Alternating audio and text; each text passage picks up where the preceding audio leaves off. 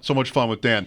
I feel like Dan might be a little bit sort of, conflicted or whatever when it comes to tweeting about being on with us. Like he does it. I'm grateful for that. Here it is. We'll be on with Mike and the Bulldog on the great WGR 550 in Buffalo, 4:00. But I know, Dan, when you get, any references to Mike and the Bulldog, Schopp, and people are coming like, what? There's a what a ripoff. What a knockoff, right? Yeah, how right. original. Right. But I appreciate that you'll still say it. Well, I have stayed away from that for a while. I've taken the high road, but then I realized, you know what? Maybe we'll get some additional downstate listeners that are intrigued by that concept yes. and say, hey, Mike and the Bulldog sounds like something we'd like. Yeah. Oh, we're back. You're helping us, Dan. We appreciate the lift. Yeah, maybe, I don't know, maybe consider going with Mike and the Dog even. No one's ever called me that, but like that could, maybe that would even help more. Peter King called you that. Oh, that's right, Dog. Yeah. Schopp and the Dog. Well, if you can sort of rope in for our audience any of your fans who are thinking maybe there's a big FAN reunion happening right now, we're grateful. So good. How is life with the Jets? What was Sunday for you? It's a loss. It's a long time ago, but I actually thought of like Kelly's debut here where the Bills lost to the Jets as it happens, but you probably left that game going, all right, this is still good. Like we've maybe got something here. That might be a lot to say about Justin Fields and this new era, if you will, with the Jets, but it was promising in some respects. Yeah, it was a great game. I mean, there's no question about it. You guys saw a great game up by you. This was another great game. It really was a great football game, and the Jets came up on the short end. They could have been a situation. I know the kicker nailed a 60-yard field goal to end the game. It probably should have been a shorter field goal because it was probably a PI on the previous play on a deep pass to Austin. So that's another thing. And I almost felt like, I can't read the minds of officials, but these officials are human beings. And I'm looking at that official through my binoculars and thinking, I don't think that official wants to do that to the Jets fans, throws that flag. I'm telling you, I can't prove it, and these officials have a lot of integrity, but I do think sometimes there are heartstring calls or lack of calls. I don't know if you guys would agree with that. I know it sounds very conspiratorial, but just getting into the fact that, he did nail a 60-yard field goal, Boswell, but it probably should have been a 35 or 40-yard field goal because it was probably a PI on the previous play. Dan, I won't venture into heartstrings, but I do think we have evidence over the years in all sports that if you're A, the home team, and B, losing, you'll get calls. Like I think you'll get the benefit of the doubt on a few plays. So that might have been what happened there. I'm not sure it had anything to do with the fact that the Jets haven't been to the playoffs in 14 years or 15 years. But I think it might be just sort of like there was a call in the Bills game when the Bills were down by 2 touchdowns. I'm like, I've been watching football all day. This call is made now because the home team is losing, and we can make that call now. I think there's a lot. If you want to get into this, I'm here for it. The league they want it to be so streamlined. We've got the space ref. We've got this real sort of attention on how long games are and how many flags are thrown, that the league, I think maybe it's worse in the league's eyes to have a long game with lots of flags that maybe we wouldn't argue about any of the calls than a game where it sort of moves faster and we will argue about a couple, but we don't have announcers complaining about that this game is over 3.5 hours. Yeah, so there's always going to be a human element. So we always hear the talk in the off season, make the officials full-time employees. That would help them in terms of doing their job better. It wouldn't help. They're still human beings, and they're still going to make mistakes. They're still going to have some emotions. It is what it is. How tough was it to listen to Aaron Rodgers talk about how meaningful it was to him to stick it to the Jets on Sunday, Dan, after everything that went down in New York? Well, here's the thing. I don't know what you guys thought of how the meeting was handled, the final meeting between Aaron Glenn and Aaron Rodgers, where the new Jets coach told them they were moving on. We all know what Rodgers said on the Pat McAfee show about that meeting. He was very upset. about how brief it was. He said he flew cross country, and then the meeting was 10, 15 minutes, and we're moving on. He didn't like how that meeting was handled, and it was still sticking in his craw when the Jets faced the Steelers on Sunday, and then they beat the Steelers. The Steelers beat the Jets, and he was more than willing to go down that road. And it was a question from Brian Costello from the New York Post about, all that stuff. I don't know if it would have elicited the same response if it was from a Pittsburgh reporter, but when Brian walked in the room, you could see a little look in Aaron's eyes, like, okay, I got the guy in here right now who's going to ask me the question that I want to go off on. So I don't know what you guys think. I know Aaron Rodgers does not have a lot of friends in the media, but do you think Aaron Glenn handled that? Whatever you think of Rodgers, if you're going to move on from a player, should you give him the bum's rush like that in the final meeting? I think objectively it's fair to say that Aaron Glenn went out of his way to embarrass him. If it went down the way Rodgers says. Really, whether you were upset about it or not depends on what you think of Rodgers. I don't happen to be a fan of how he's handled himself really since before he left Green Bay. So I like any time that he's going to get humbled or embarrassed. But objectively, I think Glenn did him a little dirty. Yeah, so I think if there might have been a little extra motivation, but the amazing thing about that game is the fact that the Jets' pass rush was excellent. Now, if you just looked at the final score and you looked at Rodgers' stats, nearly a perfect quarterback rating and 4 touchdowns, no interceptions, and you'd say, wow, he really lit them up. And I guess he did in a way, but they were on him all game. And that's an angle that I wrote about today for my website about they can't expect that to happen this week against the Bills. The Steelers' offensive line is a mess right now. The first-round left tackle, Broderick Jones out of Ohio State, had a terrible game. I don't want to go too far with that because Will McDonald, the edge over there, had a good game. So there's a little bit of both. But Broderick Jones was really struggling, and Rodgers took a terrible beating. It's one of those games where he's thinking to himself, this is definitely it this year. I don't know how much more of this I can go through. The right tackle wasn't much better. So if you have a game where you hit the quarterback all day, you're sacking him, you're hitting him, quarterback pressures galore, and he still throws 4 touchdowns, you have a little bit of a problem in terms of your back 7. And that takes me to this game. The Bills' offensive line is a lot better than the Pittsburgh Steelers is, and you have a quarterback who's going to extend plays longer than Rodgers. So I think that big plus for the Jets last week in terms of their pass rush, I'm not sure it's going to be as good this week. And what is Mr. Allen going to do against a back 7 that missed so many assignments against Rodgers in week 1? That's something to keep an eye on. Well, that'll be interesting because the Bills always, and Josh Allen himself, have not always had great days there. Week 2, Bills at Jets. Dan Leberfeld, our guest on the West Her Hotline. Mike Schopp and the Bulldog here. Dan's at Jets Whispers on Twitter, jetsconfidential.com. Well, staying with the Jets before we get too much into this particular matchup, Dan, did Sunday in the end change anything for you in terms of expectations, whether that's, you're talking about the D-line, the trenches, even Fields? What was a good goal for the Jets this year, and is that different a week later? Well, I'll break that down a little bit in a few different ways. At the quarterback position, I still think we need to sit back and wait a little bit. Week 1, I'm not taking anything away from Fields, but week 1, you should have the mother of all game plans. You'll have all the bells and whistles. The 2 words I heard the most last week from players and coaches, not just with the Jets, but watching stuff around the league, was unscouted looks. I don't know if you guys heard that term a lot last week, meaning in week 1, you get a lot of unscouted looks. It's a 3-month game plan. From the time the schedule comes out to the game, you have the most time by far to prepare for that game compared to any other game. So, once again, not taking anything away from Fields, but it was a perfect game for Fields to shine. First of all, the Steelers are slow at corner. That's going to be another problem for them. But also, with all he can do, with his great arm, with his world-class speed. And here's the other thing about this guy. He's like Josh Allen. He's a big guy.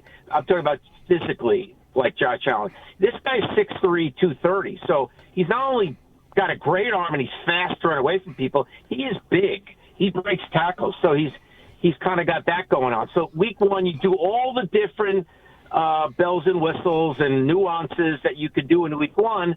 And I think the challenge is in the weeks that follow with the teams like Buffalo this week, now having film on the player with the New York Jets with this OC, the challenge could become more significant. But they were improved in some areas. There's no doubt about it. Their run defense in week one was a heck of a lot better than last year, and their running game was outstanding. So they can run the football and they can stop the run. Obviously, two very important things in the NFL. I saw some very positive reviews of the play of the two tackles. Last year's first-round pick, Fasciano, and then this year's first-round pick, Membo. That looks like a pretty solid pairing moving forward. Fasciano's not new news. I think he had a pretty solid rookie season. You can tell me if that's a miss on my end here. But pairing him with another new guy, it looks like they might have bookends in place. Yeah, it certainly looks that way. I was just talking to someone in the press room, and I don't subscribe to Pro Football Focus. Nothing against it. I just don't subscribe to it. They said, according to Pro Football Focus, that Membo is the highest-rated lineman in the league, regardless of position. To come out of the gate and do something like that against T.J. Watt. Now, T.J. Watt moves around a lot, but still, T.J. Watt is over there a lot.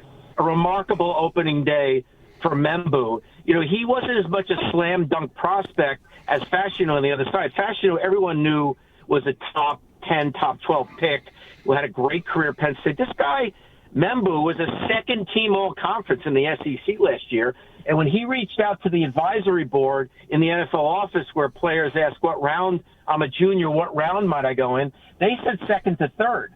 So he and his family had to think about it. He entered the draft, and then he killed the combine. I mean, 4.9, 140, vertical leap. His workout was so sensational, that springboarded him into the top 10, and he played really well. Fashion is really good. And the devastating injury where they lost Vera Tucker, the guard, right before the season, I don't think they're going to be as devastated by that as people thought out of the gate. Mm-hmm. He is a great player. But let me tell you something about Joe Tippmann. Joe Tippmann, the guard, now the former center for the Jets, he had issues with shotgun snaps last summer, this summer, last season, on and off. You take that off his plate, where he had the yips a little bit with the shotgun snaps. Now he can just fire off the ball at 6'6", 320 athletic. The center is huge. Josh Myers out of Ohio State. They've got a really good offensive line. I think Tippmann could be a better guard than center because I'm telling you right now, that shotgun snapping was weighing on his mind. So very, very positive opening day for the Jets O-line, and that should be one of the strengths of their team. Dan, break Fields' performance down for us, if you would, a little bit more. I think most fans who haven't watched him, or even those who have, think you sort of hear the same things all the time. Slow processor, maybe you want to just get him, of course, you want to get him into passing situations. As a runner, he can be electric. What Sunday, if anything, was different about that? I saw Bulldog maybe saw more of it. I saw some of this game, and every time I looked in at it, I was really impressed with Fields until the last play, where maybe that's sort of like a experience thing where you'd want him to just run there rather than throw, Garrett Wilson to the Wolves like that. What did you think, and what might be right or wrong about the sort of the assumptions being made about him? Yeah, it was definitely a very strong debut, and somebody was asking Aaron Glenn today and then actually asked Justin Fields, is it hard what do you do for an encore after a first game like that? It's really it's true. Like, the bar is so high right now that I don't think you can expect him to do that every Sunday. I think when you look at it, I think the first-time NFL offensive coordinator, Ingstrand, who's calling the plays for the Jets, called a really good game. I think when you look at the Jets' pass protection, it was excellent, so he had a lot of time to throw. And Garrett Wilson, with time to find holes in the secondary, or in this case, run away from corners. And that was something I mentioned before. The Steelers, Joey Porter Jr., or the second, I'm sorry, I don't know the end of his name, but the son of Joey Porter, he's a good player, but he's not particularly fast. Same with Slay, who came over for the Eagles, not a fast corner. So he was running away from those guys. And Jalen Ramsey obviously lit him up on that last play, but Jalen Ramsey not the fastest corner either, so they couldn't run with him, and he was finding him a lot. The running game was incredible. And if you're going to have success with this quarterback, you need a running game. I'm not just talking about him running. You need a strong running game. And Breece Hall and company were really strong out of the gate because this guy needs the play action opportunities. He needs the bootlegs. Obviously, a lot of read option, a lot of RPOs. So all that was going on Sunday. It was a perfect storm. Week one, so you can pull a lot of surprises out. A team that is not strong at corner. Ramsey's good, don't get me wrong. They're strong with Ramsey, but there's not a lot of speed back there, so they were having issues with the Jets' speed at receiver. And then you look at the fact that the Jets' running game was great. It was all a perfect storm, but let's see what he does over the course of the first month. As Bill Parcells would say, let's not put him in Canton just yet, fellas. On the defensive side of the ball, a lot of familiar names. One new face to the Jets anyway, but not a new name or face to us is Harrison Phillips, who was a late summer ad in a trade. But the rest of the starting lineup, I mean, there's just names we've been seeing for a few years now, and this is a unit that's had decent success against the Bills and Josh Allen. Yeah, and it is a new system under Aaron Glenn and Steve Wilkes, but it's a very similar philosophical approach to what Robert Saleh is doing. So it's not that different. So it could give Allen trouble, but if they don't clean some things up on the back end. Now, Sauce Gardner was excellent in his matchup with DK Metcalf, but he didn't have a lot of company in the excellent category. Let's put it that way. There were just too many blown assignments and guys pointing at each other, who had who, was that your guy, and things like that. And Josh Allen is going to feast on something like that. The Jets linebackers need to do a heck of a lot better in coverage. That was a problem last year. We know they could stop the run with their two starting linebackers, but the pass coverage is hit or miss with them, and so this could be a big week for the tight ends of the Bills if they choose to dial up plays for those guys, because the Jets need improved play at linebacker in terms of pass coverage. They also need the corner opposite Sauce to play better. Brandon Stevens had a rough first game, the former Baltimore Raven. I don't totally blame him for it because, to me, I'm very big on you got to bring out the strengths in your players and you got to put them in position to succeed. And I'm not criticizing Aaron Glenn. I don't know whose decision it was, but having him cover Calvin Austin, Brandon Stevens is a 6'1", 215-pound corner who's a mauler at the line, not the twitchiest guy. Calvin Austin is a 5'8", 170-pound mighty might with unbelievable short area quickness and 4.3 speed. You can have a big corner on him all day and expect him to cut with him, and I'm just saying that that didn't go well. Calvin Austin, I don't know if you guys noticed, had a really good game opposite DK Metcalf. And the Buffalo Bills have a lot of those twitchy, change of direction, short area quickness kind of receivers. So that could be a problem for the Jets on Sunday, especially if they put Stevens on one of those guys. Stevens is a better matchup for a big physical receiver. Let me count real quick, Bulldog, 39 waivers bids on Calvin Austin would suggest, yes, I did notice that in this game, but very small amounts. Dan, before you go, you probably watched the Sunday night game. Can you see the Jets sort of like Jackson and Henry, if you will, a sort of a poor man's version of that? I mean, Hall is great. Can they have that in like a minute or so that we have left? Can they be successful with a similar sort of game plan against Buffalo, in your opinion? Oh, yeah, they're going to run. They're going to do that this week. They did it last week. They're going to do it all season. And I've said this a lot about the Bills, and you guys know a lot more about them than I do. I love Sean McDermott. I love a lot of their defensive players. I love Milano. But there are games, obviously the Bills won, but when you face a big back, and Milano and the linebacker next to him are about 225 pounds, really good players. But when you have a massive line like Baltimore or a massive line like the Jets, and you have undersized linebackers, it's just a math equation problem. Sometimes it's going to be an issue in terms of being overpowered. So I think the Jets will run the ball very well on Sunday. I just don't know about them defending the back seven of the Jets, defending Josh Allen and all those weapons. But I think they'll run the ball, and they'll be successful at it. Thanks, as always, Dan. Great to talk to you again. Okay, and I promise no more Mike and the Bulldog. Please, no. The low road. Keep it coming. I had a weak moment. It's not fair to you guys. You guys are icons in Buffalo. You don't need to be in the shadow of a team that's not even on together anymore. What was the poll about the tougher media market, by the way, was supposed to imply? Yeah, what was the point of that? No, that was a compliment to Buffalo. And I know we don't have a lot of time here. And I watch a lot of press conferences because I pull a lot of sound bites from my radio show on Sirius XM.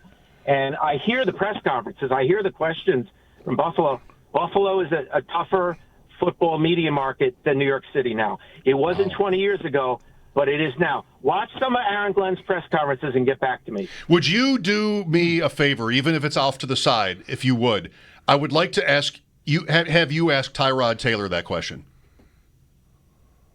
No, but I think, once again, this is more a recent development. Maybe well, Tyrod doesn't do a lot of press conferences as a backup quarterback, but he might have an opinion based on his Giants days. Well, sure. I mean, he's been through it all. But at one point when he was the Bills starter, he was on nationally and said how tough it was. And I just couldn't believe it. Oh, yeah, it's very tough. I couldn't believe it. This idea of the New York, I say New York City because you guys are in New York, and I'm not even in New York as I sit here right now in New Jersey. The point being that, yes, this once was a tougher market, but it isn't anymore in 2025. That was my point. Because I'm telling you right now, the other thing is, to Aaron Glenn's credit, he does have the New York media very intimidated. Check out one of his press conferences one day. Well, if you're able to talk to Tyrod off to the side one day, I would love to know what he would say to this present day. Anyway, thank you, Dan. Always a pleasure. Always fun, guys. Talk to you soon.